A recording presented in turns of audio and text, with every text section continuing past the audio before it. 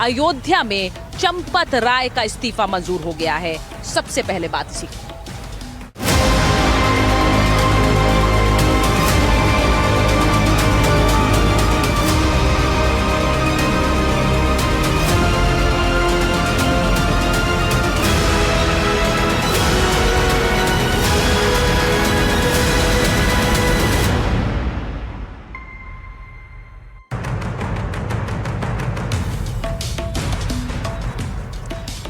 तो आज की सबसे बड़ी खबर चंपत राय का इस्तीफा है। चंपत राय का इस्तीफा मंजूर कर लिया गया है और आज इसीलिए पूछ रही हूं कि इस्तीफा तो होना ही था, क्या इसमें कोई शक था? जिस तरह आरोपों में घिर रहे थे चंपत राय, इस्तीफा को मंजूर करने के अलावा क्या कोई और विकल्प ट्रस्ट के पास था?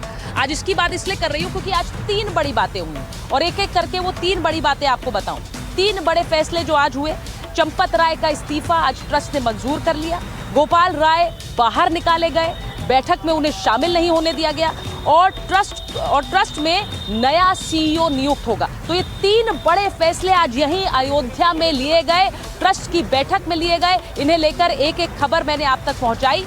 इस बीच जो तस्वीर देखने लायक, वो तस्वीर पर भी गौर कीजिए। बार बार आरोप लग रहे हैं कि राम मंदिर से जो चढ़ावा चढ़ाया गया वो गायब हो गया है, उसकी चोरी हो गई है। जिस सामान को लेकर चोरी होने का आरोप लगाया जा रहा है, एक एक करके उसकी तस्वीर ट्रस्ट जारी कर रहा है। अब सोने की रामचरितमानस, चरण पादुकाएं, हीरों का हार, ये सब धीरे धीरे सामने आने लगा है और ट्रस्ट कह रहा है कि इस ट्रस्ट को बना कर रखिए। तो सबसे बड़ी बात, क्या आज जो फैसले ट्रस्ट ने लिए हैं उससे भरोसा बहाल हो पाएगा? क्या कलंक धुल पाएगा और आम भक्त उसी आस्था के साथ राम मंदिर में जाएगा, इस भरोसे के साथ कि उनका दान चोरी नहीं होगा?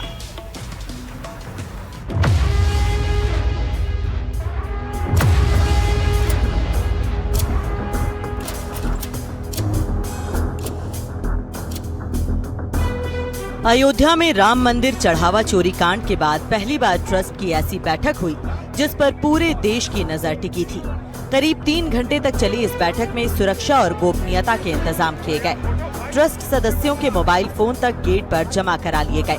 सेवादारों और सुरक्षा कर्मियों को भी बैठक स्थल से दूर रखा गया। सूत्रों के मुताबिक ट्रस्ट के महासचिव रहे चंपत राय और ट्रस्टी अनिल मिश्रा बैठक में शामिल नहीं हुए। चंपत राय और अनिल मिश्रा का इस्तीफा ही इस बैठक का सबसे बड़ा एजेंडा था। चलिए अब आप ये भी जान लीजिए कि बैठक की शुरुआत में क्या क्या हुआ। श्री राम जन्मभूमि तीर्थ क्षेत्र ट्रस्ट के अध्यक्ष महंत नृत्य गोपाल दास की अध्यक्षता में बैठक शुरू हुई, जिसमें सबसे पहले चढ़ावा चोरी प्रकरण पर खेद व्यक्त किया गया। इसके बाद कोषाध्यक्ष स्वामी गोविंद देव गिरी ने बैठक का एजेंडा रखा और चंपत राय और अनिल मिश्रा के इस्तीफे पर विचार का प्रस्ताव पेश किया और प्रस्ताव के बाद चंपत राय और अनिल राय का इस्तीफा मंजूर कर लिया गया। बैठक में मौजूद संतों ने साफ कहा कि इस पूरे घटनाक्रम ने करोड़ों ब्राह्म भक्तों की आस्था पर गहरा आघात पहुंचाया है। बैठक में ये भी माना गया कि प्रबंधन व्यवस्था में कुछ ऐसी खामियां थी जिन्हें समय रहते गंभीरता से नहीं लिया गया। इस स्थिति में हम लोगों की एक अनिवार्यता थी कि कुछ वातावरण जो निर्माण हुआ है उस वातावरण के चलते हम लोगों को हमारे महामंत्री महोदय ने और हमारे एक न्यासी महामंत्री श्रीमान चंपत राय जी और न्यासी अनिल जी मिश्रा, इन दोनों ने त्यागपत्र प्रदान किया। बैठक के बाद ट्रस्ट सदस्य कृष्ण मोहन ने एफआईआर दर्ज कराने की पूरी प्रक्रिया की जानकारी दी। उन्होंने बताया कि शुरुआती जांच में गड़बड़ी सामने आने के बाद ही कानूनी कार्रवाई का फैसला लिया गया। कितना झूठ प्रपंच खड़ा किया जा रहा है, ये खड़ा किया जाने वाला प्रपंच केवल हमारी संस्था को बदनाम करने के लिए, राम भक्तों को लांछित करने के लिए और हिंदू समाज में फूट निर्माण करने के लिए है। हम इस प्रकार वो नहीं होने देंगे। इनके इरादे भारत माता के लिए घातक हैं। हम लोग राम राज्य ला करके रहेंगे और उसके लिए अपने को पुनः कटिबद्ध करेंगे, उत्साही नहीं बनेंगे। यानी अब साफ हो गया है कि चंपत राय अब ट्रस्ट के महासचिव नहीं हैं। हालांकि ट्रस्ट के नियमों के मुताबिक वे सदस्य बने रह सकते हैं, लेकिन उनके पास कोई कार्यकारी जिम्मेदारी नहीं होगी। सूत्रों के मुताबिक ट्रस्ट में नए चेहरों को शामिल करने पर भी चर्चा हुई। हालांकि अपने बयान के दौरान गोविंद गिरी महाराज भावुक हो गए।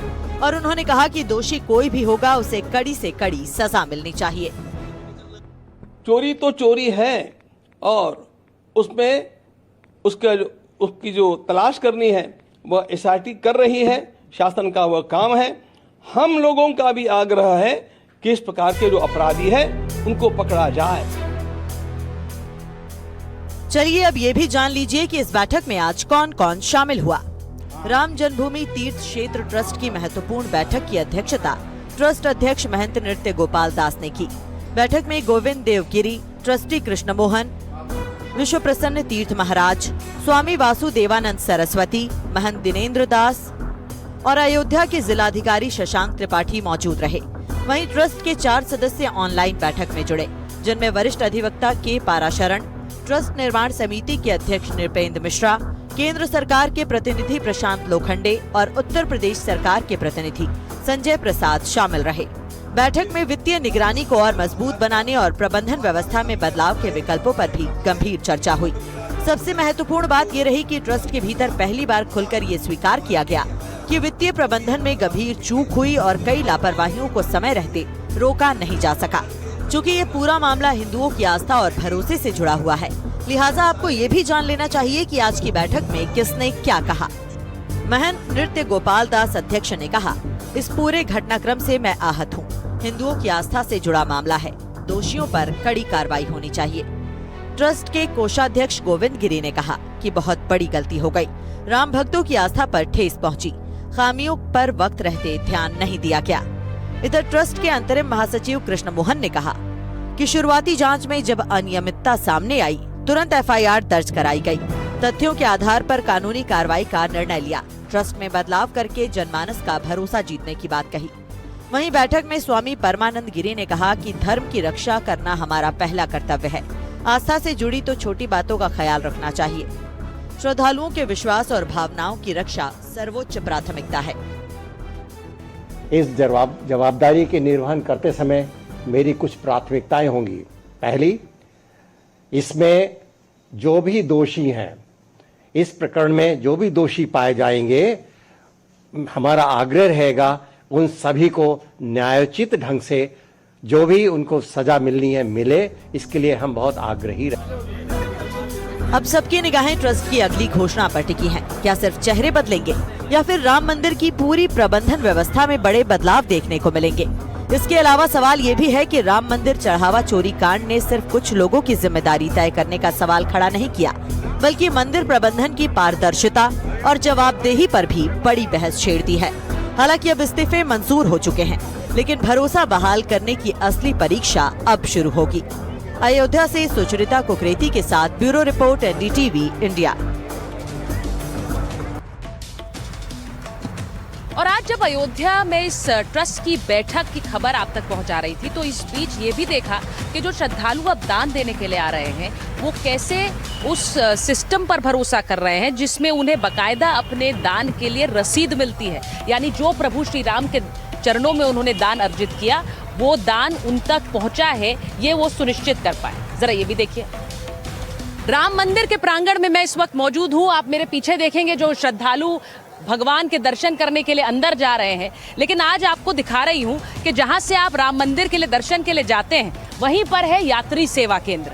अब यात्री सेवा केंद्र क्या है? यहाँ पर यात्रियों के लिए जो अलग अलग सुविधाएं उपलब्ध हैं, यानी कि बुकिंग की व्यवस्था, रहने की व्यवस्था, उसके बारे में जानकारी, वो सब तो आप हासिल कर ही सकते हैं। अंदर दर्शन के लिए पास लेना है, ये सब तो आप हासिल कर ही सकते हैं। लेकिन आपको दिखाती हूँ यहाँ पर जो दान काउंटर बना है, जो डोनेशन काउंटर है, उसकी तस्वीर देखिए। अब अगर आप यहाँ आकर किसी भी तरह का दान देते हैं इस दान काउंटर पर, तो इसकी बाकायदा आपको एक रसीद मिलेगी। यानी कि अगर आपने 1000 रुपये का दान दिया तो 1000 रुपये की रसीद आपको ये काट कर देंगे, जिसका सीधा मतलब ये है कि जो आपका दान का पैसा है वो पूरी तरह से उसका एक हिसाब रहेगा। तो ये जो यात्री हैं, जो यहाँ पर पहुँच रहे हैं, जो श्रद्धालु हैं जो पहुँच रहे हैं, वो यहीं पर इस डोनेशन काउंटर पर आकर दान दे सकते हैं। और मैं आपको दिखाऊं कि भाई साहब, अगर आप देखिए, स्कैनर भी लगा हुआ है यहाँ पर डोनेशन के लिए, और इसी के साथ अगर आप स्कैनर के ज़रिए पैसा देते हैं तब भी आपको यहाँ रसीद मिलेगी। अगर आप कैश जमा कराते हैं तो भी रसीद मिलेगी। यहाँ पर उसी का काम चल रहा है। सर, कहाँ से आए आप? गुजरात से। आप यहाँ पर दान देने आए हैं इधर? तो अब आपको यहाँ दान आप देंगे, आपने क्या कैश दान दिया है? कैश दिया और रसीद प्राप्त करेंगे। अच्छा, तो रसीद आपको मिल जाएगी। ये जो दान चोरी के आरोप लग रहे हैं उसके बाद क्या ज्यादा लोग यहाँ आकर काउंटर पर दे रहे हैं? हाँ, रसीद के लिए सब आग्रह करेंगे कि थोड़ा कुछ भी रसीद मिल जाए। रसीद मिल जाए। हाँ, तो दान अपनी प्रॉपर जगह पे जाएगा ना, या तो इधर उधर चला जाएगा। जो अच्छा, ये डर आपको लग रहा है कि एक मन में बैठ गया? हाँ, थोड़ा बहुत डर लग रहा है। तो आपने यहाँ दान कर दिया, रसीद मिल गई? हाँ, चल रही है। ठीक है, तो मैं ज़रा दिखाऊं कि मेरे पीछे जो काउंटर है यहाँ पर कैश डोनेशन और उसके बाद यहाँ पर ये रसीद निकालने का काम करेंगे, वो चल रहा है। देखिए, उन्होंने अपनी जो पैसे दान किए, अलग अलग लोगों के नाम से दान किए, तो वो अलग अलग लोगों के नाम पर ये स्लिप बनाकर यहाँ पर दे देंगे। ये दिखाना इसलिए ज़रूरी है क्योंकि अगर आप यहाँ आते हैं, किसी भी तरह का कोई भ्रम हो, कोई संशय हो, तो इस तरह के डोनेशन काउंटर इस यात्री केंद्र में बने हुए हैं, इनका इस्तेमाल आप कर सकते हैं।